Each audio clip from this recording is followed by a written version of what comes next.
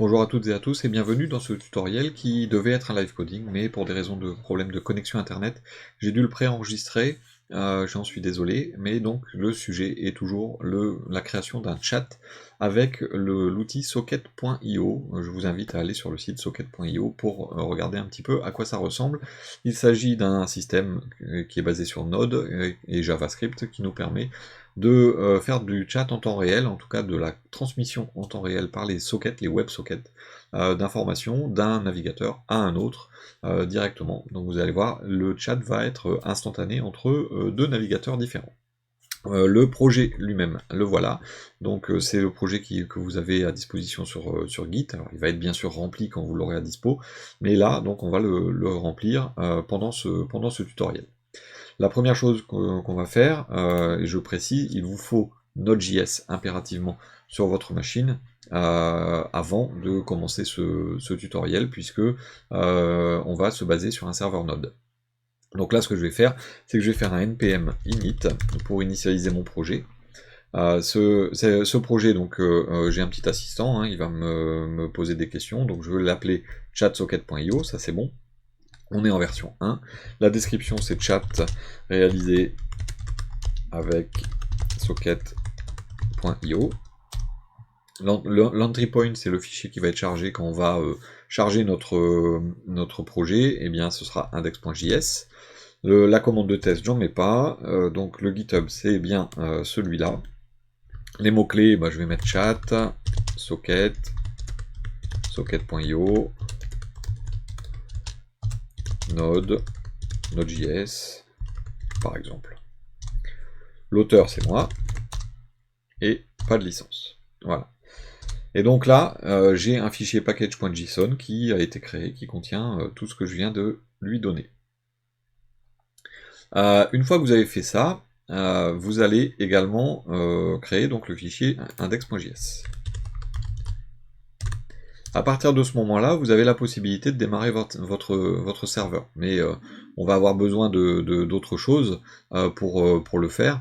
On va avoir besoin d'un serveur web, donc nous on utilisera Express. On va avoir également besoin de socket.io. Donc on va utiliser toujours la commande npm. Donc je vais effacer, voilà. La commande npm qui sera donc npm install. Et je vais lui dire d'installer Express. Ça va être la 4.17.1 je crois qui va être installée, qui est la version actuelle. Si vous en voulez une autre, vous mettez arrobase et le numéro de la version. Donc voilà l'installation d'Express 4.17.1, c'est bien ça. Je vais installer également socket.io, donc npm install socket.io. Et donc il va me faire la même chose, il va le télécharger, l'installer, et vous allez voir que dans le dossier node module qui a été créé automatiquement, eh bien on va avoir, je vais actualiser pour être sûr, voilà, socket.io qui est dedans, et on va avoir également Express qui est dedans, ici. Donc ceci étant fait, je peux démarrer mon serveur, et donc j'aurais pu utiliser Node Index, mais moi je vais utiliser NodeMon, qui est un outil qui va vous permettre de recharger votre serveur automatiquement à chaque mise à jour. Donc je vais lancer NodeMon Index, voilà, il est en train d'attendre, et dès que je fais une mise à jour, là j'aurai une erreur, hein, vous inquiétez pas, mais dès que je fais une mise à jour, il recharge. Là il me dit A n'est pas défini, donc j'ai ma console, alors que, hop, si je l'enlève, il va recharger et ça va fonctionner. Le serveur, on va le charger sur une page qui est, donc voilà celle-là, alors je vais refermer la console, on la rouvrira tout à l'heure, cette page donc 127.001.3000, qui à ce stade donne une erreur, c'est normal, on n'a pas configuré Express, on n'a pas démarré le serveur proprement. Donc la première chose à faire, donc on appelle, on inclut, on require, on instancie Express. On instancie Express en faisant un const app égale require Express. Il me l'a proposé et je ne prends pas de paramètres dans le constructeur. Ensuite, on crée le serveur HTTP. Donc on va faire un const HTTP et on va utiliser donc un require de HTTP. Et dessus, on va faire un create server qui utilise Express.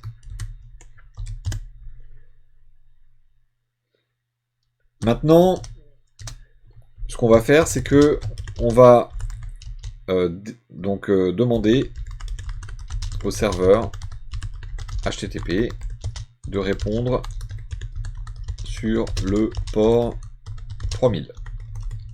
Ce port 3000, donc on va faire un http.listen, écoute le port 3000. Et donc quand tu as démarré, donc c'est une fonction de callback, hein, je la mets en fonction fléchée. Quand tu as démarré, on va lui dire console.log de j'écoute le port 3000. Et donc là, sur ma console, ici en bas, j'ai bien j'écoute le port 3000. Ça veut dire que maintenant, je vais avoir une page blanche d'erreur, une page d'erreur toujours, mais je vais avoir une page blanche qui me prouve que mon serveur fonctionne. Alors là, il dit je ne peux pas trouver la route slash. Donc c'est comme si on avait mis ici derrière l'URL, on avait mis un slash. Eh bien, on va la créer cette route. Et donc je vais laisser la place au-dessus. On crée la route slash en faisant un app.get pour dire qu'on répond à la méthode get sur slash. Et qu'est-ce qu'on répond? Eh bien, on a une fonction fléchée qui va répondre. Donc c'est une fonction de callback, encore une fois. Cette fonction peut récupérer deux paramètres. Elle peut récupérer la requête et la réponse. Et donc là, si je fais par exemple je vais y arriver, un console.log de rec, je vais actualiser ma page.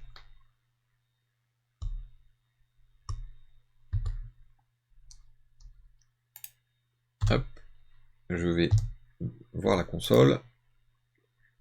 Donc là, il y a des paramètres qui ont empêché le chargement d'une ressource, c'est favicon, hein, ça c'est pas grave. Je vais zoomer un peu la console, ce sera mieux.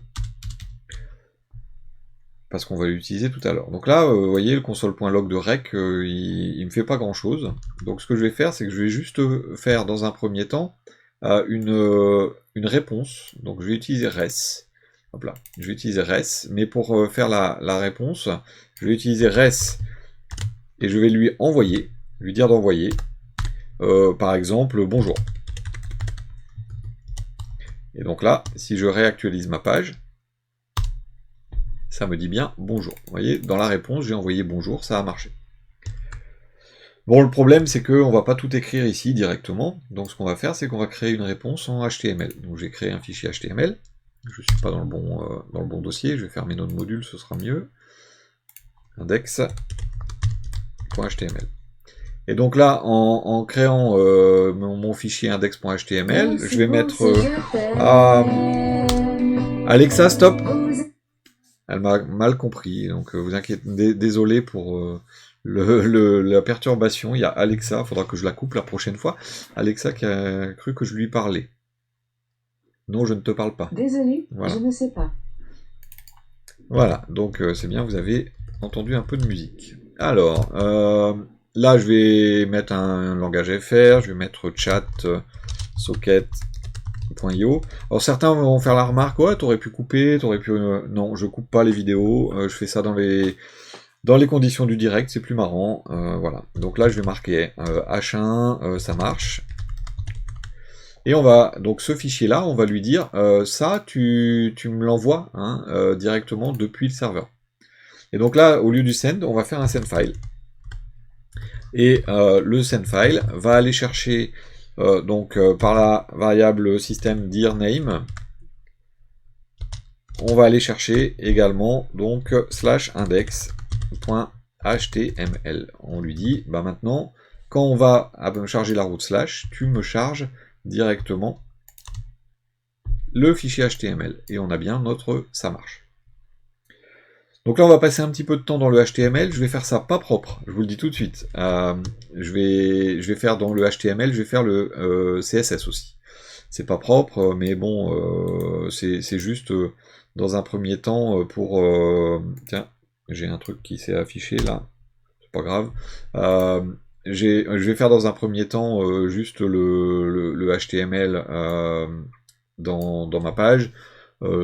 C'est vrai, c'est pas propre, mais enfin le CSS pardon dans ma page. C'est vrai, c'est pas propre, mais au moins vous aurez tout au même endroit. Donc je vais commencer par une div qui va avoir l'ID message. Alors, message, je vais mettre un S. Ensuite, je vais avoir un form. Donc je ne vais pas avoir d'action. Cette balise form va servir juste à faire le formulaire. Je vais faire un input qui aura l'ID name.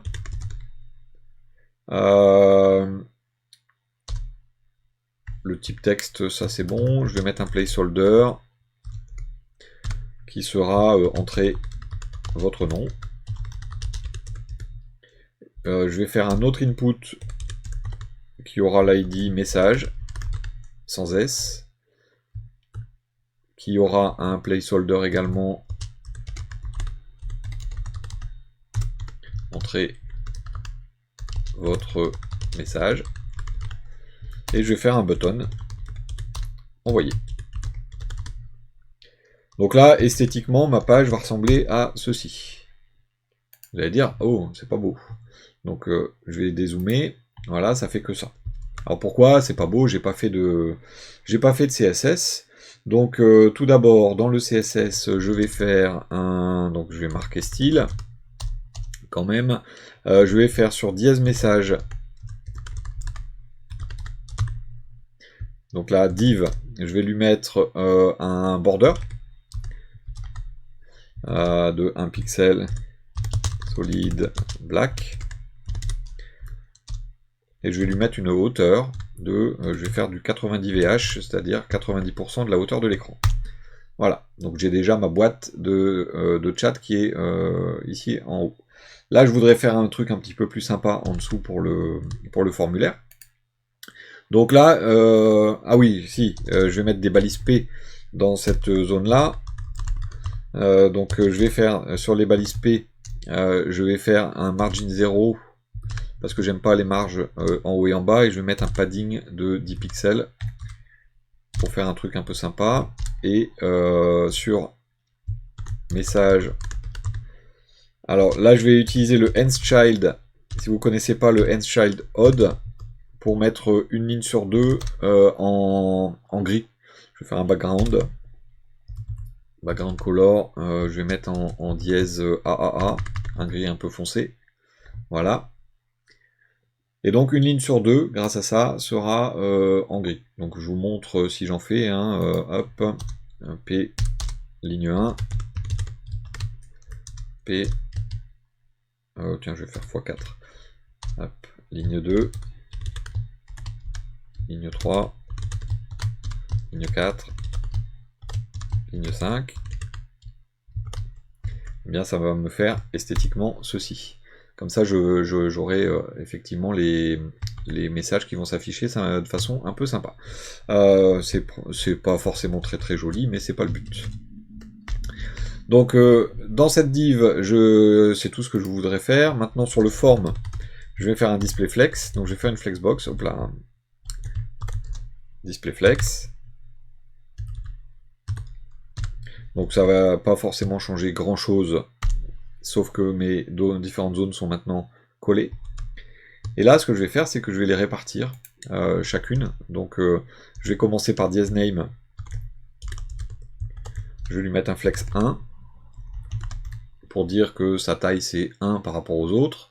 Je vais prendre dièse message. Elle, on va la faire un peu plus grande, on va lui mettre un flex 5.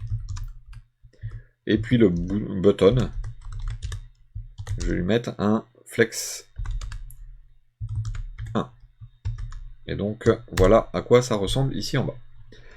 Mais bon, c'est encore un petit peu petit, donc je vais faire aussi ici, alors je vais leur mettre, tiens, à toutes les deux ici, un padding de 10 pixels. Le button pareil. Et puis je vais lui changer un petit peu, je vais mettre border none.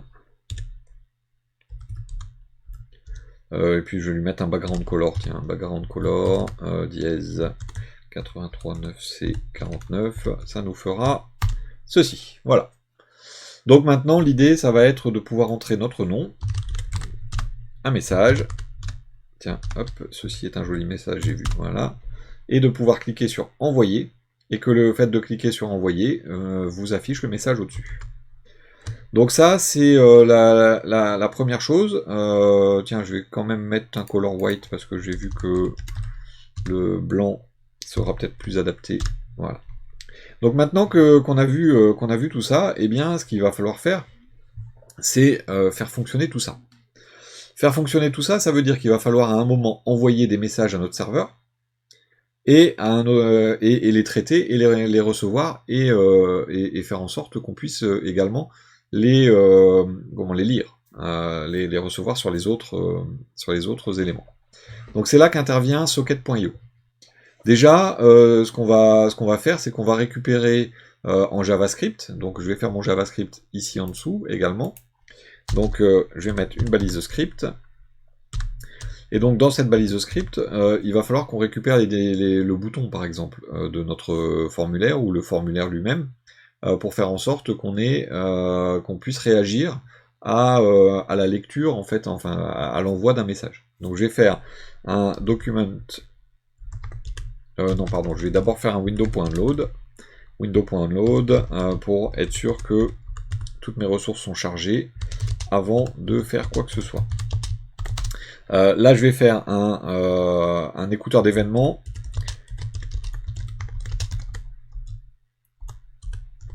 l'événement submit, dès qu'on valide le formulaire. Donc je vais faire un document. Donc je vais faire un query selector sur form, et je vais lui ajouter un listener sur submit, qui va découler sur une fonction. Je vais faire une fonction fléchée. Alors, je suis pas obligé de mettre les parenthèses parce que je vais mettre là. Je vais mettre mon E comme event, et j'ai oublié la virgule, c'est mieux. Voilà.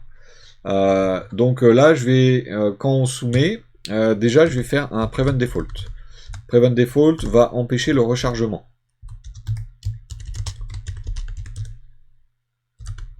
On empêche l'envoi en fait du formulaire. Et là, je vais faire un console.log qui dira formulaire envoyé. Tiens. Donc pour vous montrer que lorsque je vais taper un message ici, je vais faire hop, un peu de console.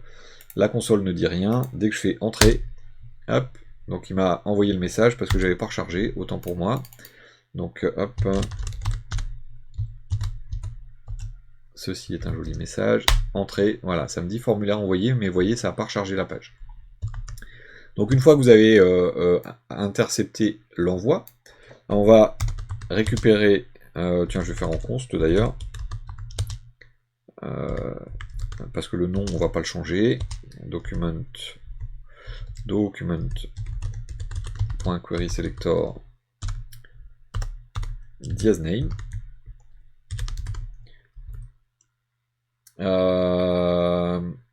Et je vais faire un const de message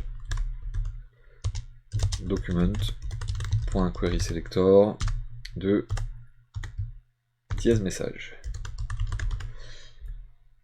Et donc là, ce que je peux faire avec ça, c'est récupérer donc le nom et le message qui ont été tapés.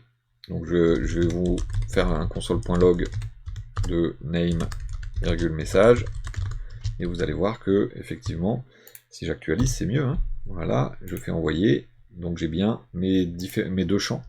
Alors soit avec envoyer, soit avec entrée. Donc j'ai bien mes deux champs qui sont récupérés. Donc l'idée maintenant, c'est d'envoyer ça directement par le JavaScript pour l'envoyer au serveur. Mais pour ça, il faut qu'on utilise socket.io. Donc déjà, il faut que notre serveur soit prêt à recevoir des messages. est prêt à recevoir des abonnements aussi à socket.io. Donc la première chose qu'il va falloir faire, c'est ici en haut, on instancie socket.io. Donc je vais faire un const, hop là, const io égale require socket.io. Et il va prendre HTTP comme paramètre de démarrage, d'instanciation. Donc là, on instancie socket.io, on a créé notre route, et ensuite, on écoute l'événement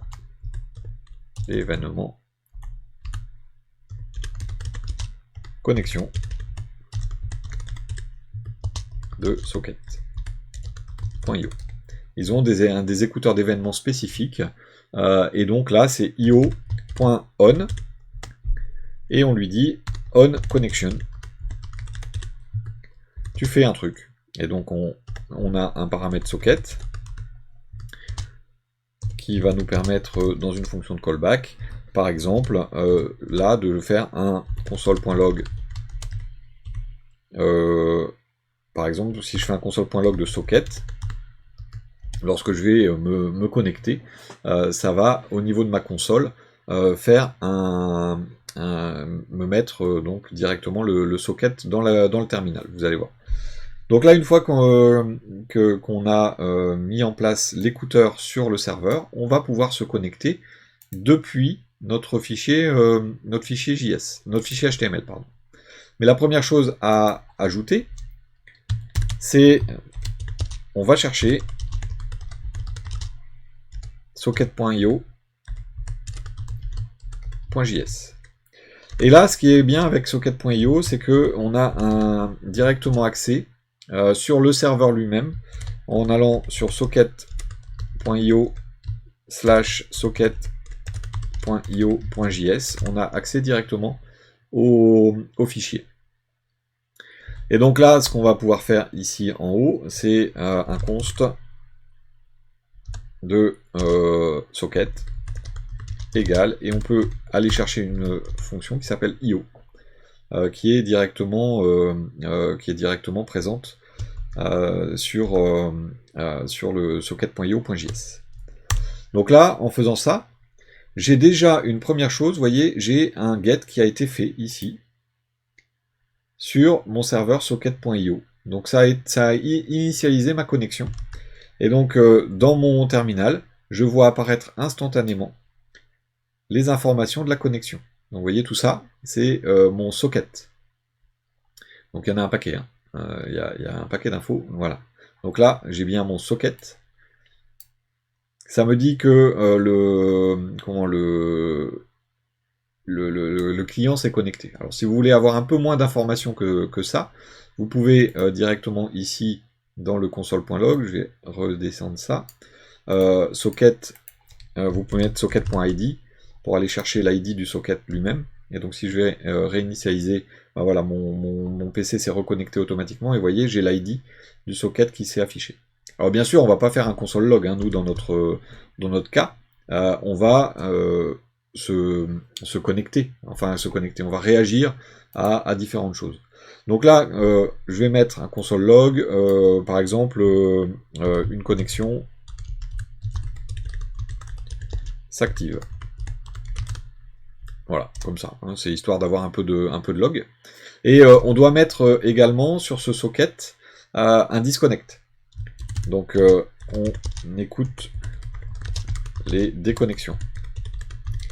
Parce que c'est mieux de déconnecter proprement. Et donc on a sur ce socket, qui est, je vous le rappelle, la variable qui est passée directement en paramètre, on peut lui mettre un écouteur qui s'appelle disconnect. Et qui également lui prend une callback, et là on peut faire un console.log qui dit un utilisateur s'est déconnecté. Voilà. Donc pour l'instant, vous voyez, ça dit une connexion s'active. Voilà. Si je vais réactualiser ma page, il y a un utilisateur s'est déconnecté et une connexion s'active. Donc il a bien détecté que j'avais rafraîchi ma page. Maintenant, c'est là où intervient donc notre code lui-même pour le chat. Parce que là, c'est vraiment l'initialisation elle-même de socket qu'on avait fait. Là maintenant, on gère le chat. Et pour gérer le chat, eh bien, on peut gérer exactement comme on veut les événements. Et par exemple, je vais faire un écouteur sur l'événement que je souhaite. Alors si on avait été en live, je vous aurais demandé ce que vous souhaitiez comme nom d'événement, parce qu'on met une chaîne de caractères, tout simplement, on met ce qu'on veut. Donc là, je vais mettre chat message. Et on va réagir à ce message. Tiens, je vais l'appeler MSG. En faisant quelque chose. Là, déjà, je vais faire un console.log de MSG. Comme ça, vous verrez que notre serveur reçoit effectivement le message qu'on va lui envoyer. Donc ça, c'est sur la partie serveur. Maintenant, je vais repasser sur la partie client et je vais envoyer ce message. Donc maintenant qu'on a récupéré le JS, qu'on a instancié socket, donc là, je ne l'ai pas précisé, on se connecte au serveur, socket. Eh bien, à partir du moment où on a récupéré les valeurs, eh bien, je peux envoyer le message en faisant un socket.emit. Emit, c'est pour émettre un message. Là, je mets le même nom que j'ai défini dans mon écouteur. Et ensuite, je lui passe les informations que je souhaite sous forme d'objet. Et je peux lui dire, par exemple, là c'est libre, hein, mais je vais dire name, et je vais faire name.value. Et message, message.value. Là j'aurais pu mettre brouette. Hein. D'ailleurs je voulais mettre brouette, comme ça vous verrez qu'on peut mettre exactement ce qu'on veut. Donc là je vais réactualiser ma page pour faire une console un peu plus propre. J'ai mon message, je fais envoyer. Et donc au niveau de mon serveur, il s'est rien passé sur ma page, hein, mais au niveau de mon serveur, j'ai bien brouette, Benoît, message, ceci est un joli message, il a bien reçu exactement ce que j'ai écrit ici. Donc tiens, d'ailleurs la console, bon, je vais la refermer tout à l'heure. Là donc, bon bien sûr, ça a plus de sens si je mets name. Et donc là, si je réactualise, que j'envoie, je vais faire rentrer même. Hop. J'ai bien name Benoît, message, ceci est un joli message. Eh bien, à la réception, au lieu de faire un console.log, ce qu'on va faire, c'est qu'on va le renvoyer. On va le renvoyer à tous les autres. Et donc, ce qu'on va faire, c'est en utilisant IO, on va faire un emit d'un chat message qui va contenir le message lui-même. Donc on relaie en fait. Notre serveur reçoit le message et le retransmet. Sauf qu'il va le retransmettre à tout le monde. Tous ceux qui vont écouter chat message. Qu'on n'écoute pas encore, hein, vous inquiétez pas, il y a des étapes encore au passage. Donc là je relais. Et donc ça veut dire que si je fais envoyer, là tout le monde a été notifié directement de l'arrivée de ce message. Alors pour être sûr que ça marche effectivement, ce que je vais faire, c'est que, donc là, hop, on relaie le message vers tous les utilisateurs connectés.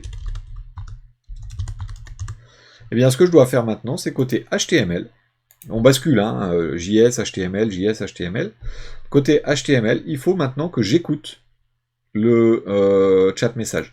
Et bien, c'est ici en dessous. On écoute l'événement chat message en faisant un socket .on et on remet chat message. Et là on réagit et on fait quelque chose. J'ai oublié les parenthèses. Hop. Donc parenthèse MSG. Hein.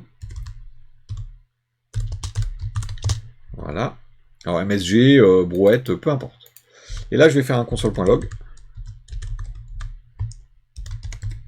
de MSG.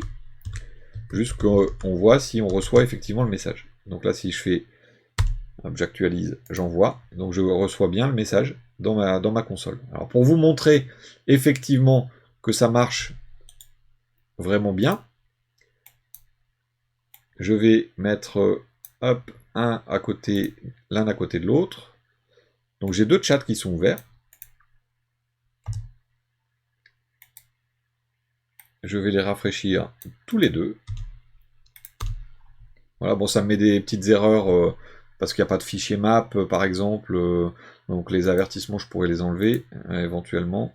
D'ailleurs, les erreurs aussi, mais bon, c'est pas grave.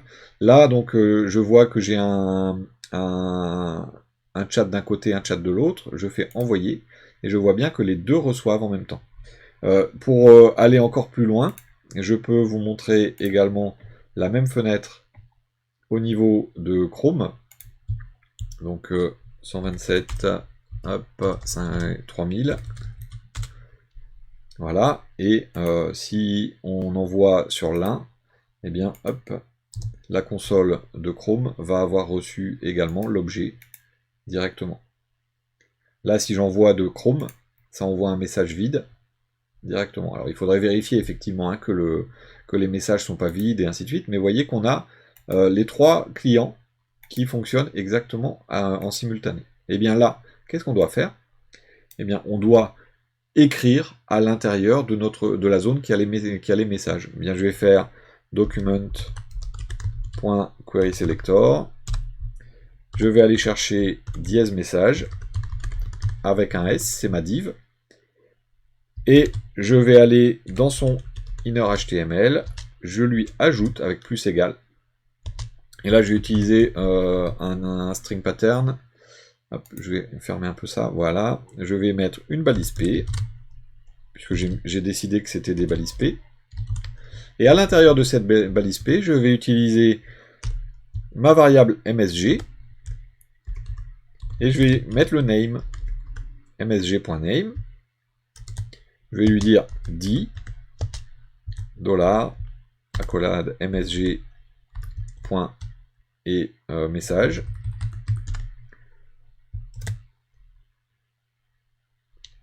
Et donc là, ce qui va se passer, c'est que dès qu'on va recevoir un message, alors je vais ouvrir, tiens, je vais faire Chrome ici et Firefox ici, je fais envoyer. Donc hop, j'ai pas réactualisé, autant pour moi. Je fais envoyer et j'ai bien Benoît dit, ceci est un joli message qui apparaît de chaque côté. Alors le dernier ne l'a pas parce qu'il n'avait pas réactualisé. Voilà, je renvoie. Voilà, et donc on a bien les différentes fenêtres qui se mettent à jour en même temps. Donc ça fonctionne. Maintenant, quelques petites choses qui pourraient être sympathiques hein, de faire, c'est par exemple de dire que document.querySelector dièse message .value égale rien, par exemple, ce qui fait que lorsque j'envoie un message, je vais envoyer de là à là, par exemple, hop, ceci est un joli message, dès que je valide, hop, ça m'efface le message, ça m'évite de valider plusieurs fois. Comment ça va? Ça va. Voilà, directement. Sauf que en faisant ça, il faut faire bien attention. Hein. Là, je l'ai fait comme ça à l'arrache, ça l'efface pour tout le monde. Donc, si vous êtes en train de chatter, c'est pas forcément l'idéal. Il faudrait gérer un petit peu, savoir si vous êtes l'émetteur ou pas pour ce faire, ou alors carrément déplacer cette ligne non pas à la réponse mais à l'émission. Et donc là, quand on envoie, on efface le message.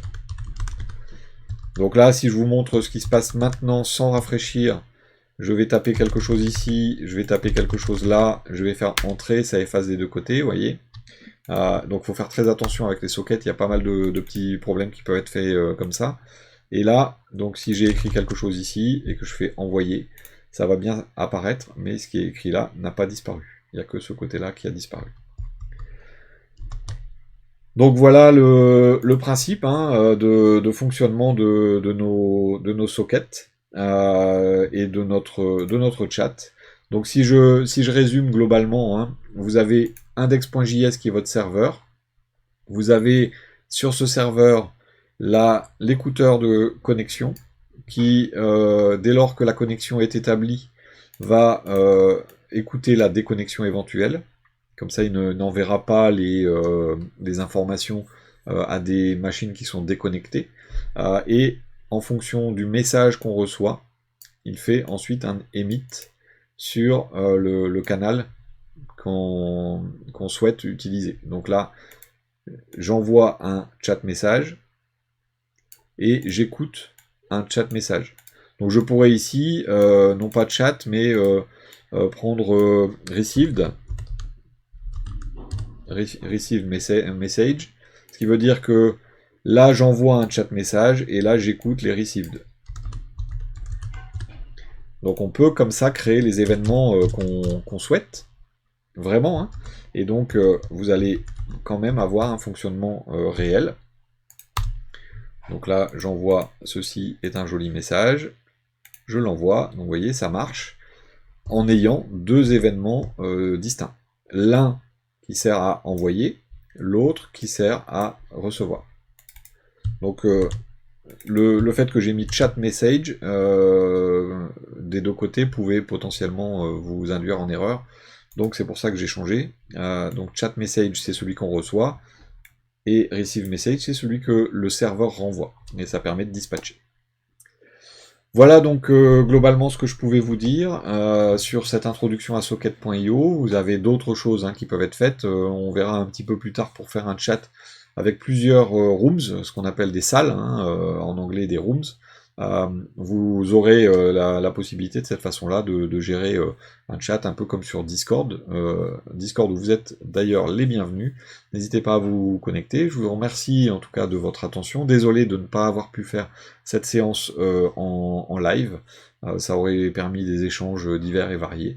J'en suis désolé, mais ça n'est que partie remise. On n'aura plus de live avant la fin de l'année 2020, pour ceux qui regardent directement aujourd'hui, au moment de la publication. Donc rendez-vous le 2 janvier. Le 2 janvier pour le prochain live coding, en croisant les doigts, en espérant que la connexion internet soit revenue d'ici là, j'espère, parce que sinon, niveau boulot, ça va pas être facile. Merci beaucoup pour votre attention, je vous souhaite de bonnes fêtes de fin d'année si vous êtes toujours fin 2020, n'hésitez pas à commenter, à partager. Je vous remercie de votre fidélité et je vous dis à bientôt.